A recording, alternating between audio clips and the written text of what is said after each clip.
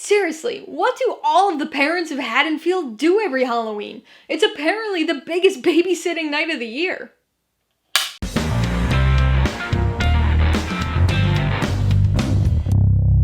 Hey everybody, welcome to Mainely Movies. As part of the 2021 edition of my 13 Nights of Halloween series, today I'm going to be talking about the 2018 slasher sequel, Halloween. If you're new here, please consider subscribing for a variety of movie-related content like reviews, rank lists, and trailer reactions. All my reviews include a breakdown of the pros and cons, my rating, and some tailored film recommendations, so be sure to watch through to the end of this video for all of that extra content. Halloween stars Jamie Lee Curtis, Will Patton, and Judy Greer, and was directed by David Gordon Green. 40 years after surviving her Halloween night encounter with Michael Myers, Laurie Strode, played by Jamie Lee Curtis, has to face him once more. Only this time, she's prepared. This film marked 40 years of the Halloween franchise. It's crazy to think that the same amount of time had passed between the original film and H2O as it had between H2O and this film. Following the 9-year gap since Rob Zombie's Halloween 2, the longest gap in the franchise's history, this film served as a bit of a reset. Despite its frustratingly unimaginative name, 2018's Halloween is not another remake, but rather a sequel. We've certainly had our fair share of those in this franchise, but this particular sequel fits into things a little bit differently. It's a sequel to 1978's Halloween, and that film alone, disregarding the events of the other 10 films in the franchise, even 1981's Halloween 2. Instead, this movie retcons the franchise and reimagines that Michael Myers was actually captured at the end of the original film. Halloween 2018 was only the second Halloween film I had seen in theaters, Rob Zombie's 2007 remake being the first. But unlike with that first theatrical experience, when I saw this movie, I had actually seen all of the other sequels in the franchise. Not that it matters too much for understanding things, since the film retcons the majority of the franchise. That was a potentially risky decision, especially given how many fans there are of Halloween 2 and H2O, but it was a risk that paid off. With a mostly clean slate, this movie only had to concern itself with the top dog of the franchise, and it does a shockingly good job.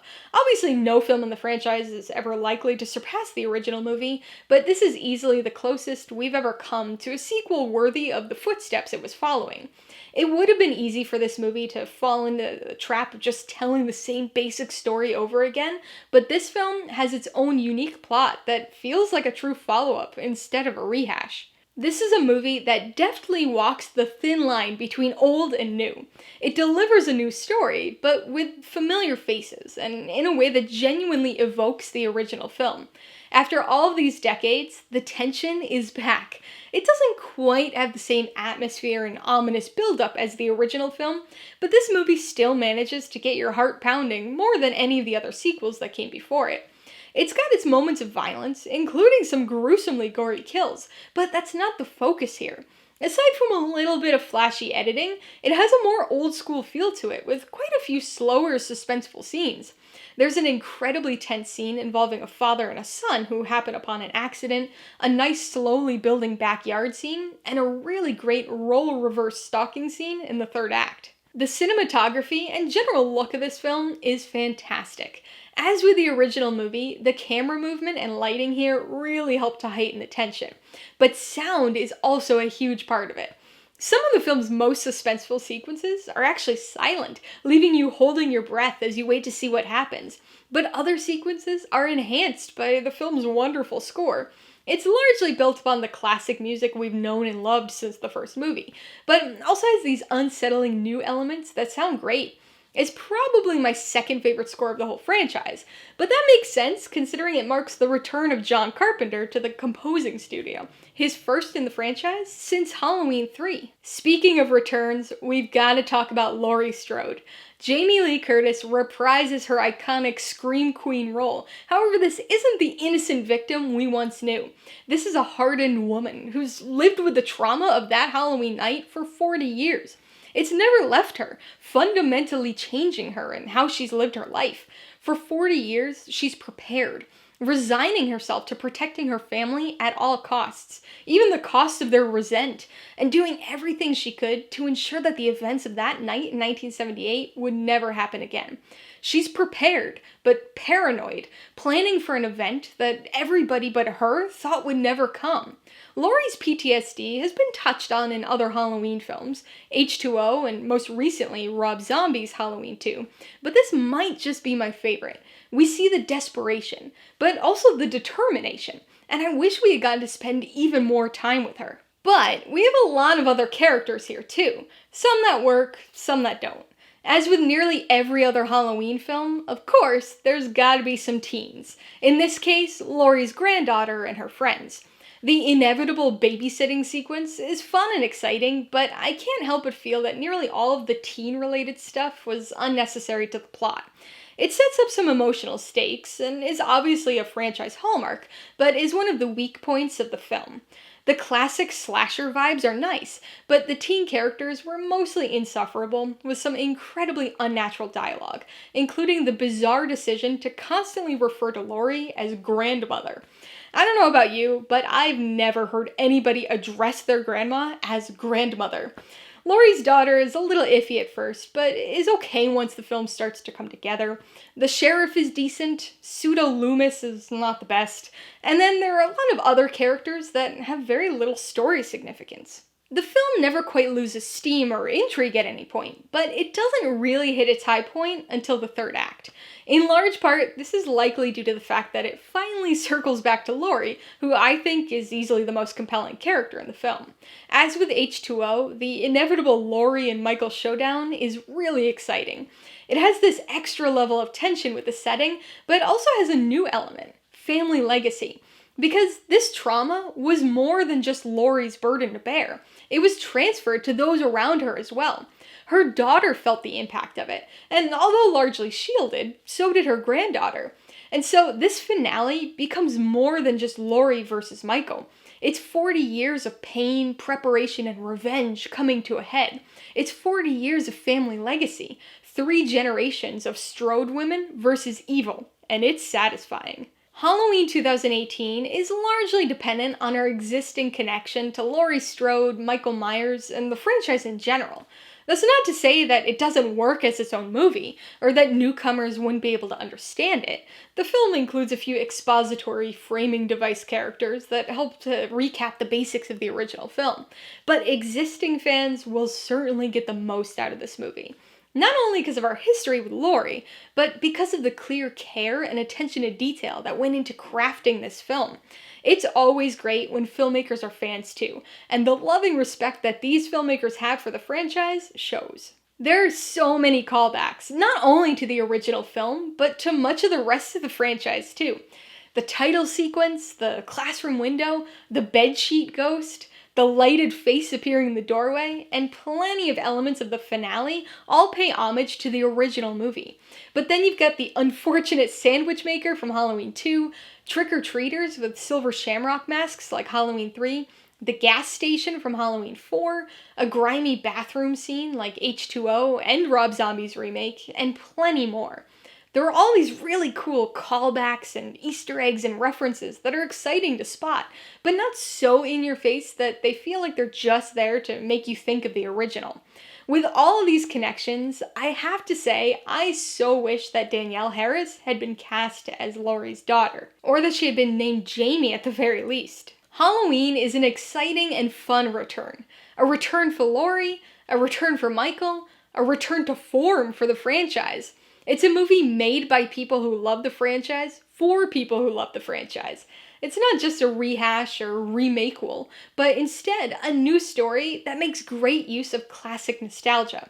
It has its issues, like any of the other sequels, but this is definitely one of the best in the series, and a wonderful 40-year anniversary present to fans of the franchise. Alright, let's talk about the pros and cons. The biggest pro is definitely Laurie Strode. Not only do we see the return of Jamie Lee Curtis to the franchise for the first time since Halloween Resurrection, but she's the glue that holds this movie together. It's a new Halloween story, but it's centered around the past and Laurie's experiences in 1978. There are other elements to this film, but the most interesting for me has gotta be the exploration of Laurie's PTSD and how that's fundamentally affected her life for 4 decades. Pro number 2 is the tension. I love that this film tonally harks back to the original. It may not have quite the ominous, foreboding atmosphere that permeated that first film, but it comes pretty close at times. There are definitely some modern touches to this movie, but for the most part, it takes its time to build up suspense. The score, camera movement, and lighting all have a hand in this, and it's a nice stylistic return to form for the franchise. The third pro has to be the homage element. Call them references, call them Easter eggs, call them fan service or callbacks, whatever you want to call them, they're great. As a newcomer to the franchise, or even a casual fan, you might not necessarily pick up on them, which I think is a testament to the fact that they're not obnoxiously in your face. But if you know your Halloween movies, or are recently coming off of a franchise binge like me, this is a delight. So many references scattered throughout this movie, and not just to the original film. Even though the story of Halloween 2018 ignores the existence of all the other sequels, the filmmakers don't, and they pay homage to just about every other movie in the franchise. On the con side, the biggest issue is probably the dialogue. It's not all bad, and most of Laurie's lines are fine, but there's some incredibly unnatural dialogue from a lot of the other characters. And it's one of those things where I can't tell if the writers were intentionally being awkward for humor, or if they're that out of touch with how people really talk, especially teens, with each other and with their parents. There are some truly eye-rolling lines, but honestly, the dialogue that bothered me the most was Allison's bizarre insistence on calling Laurie grandmother. The second con is partly an offshoot of the first, and is basically most of the teen stuff in this movie. The dialogue and writing of these characters definitely had a hand in it, but they also kind of just feel unnecessary.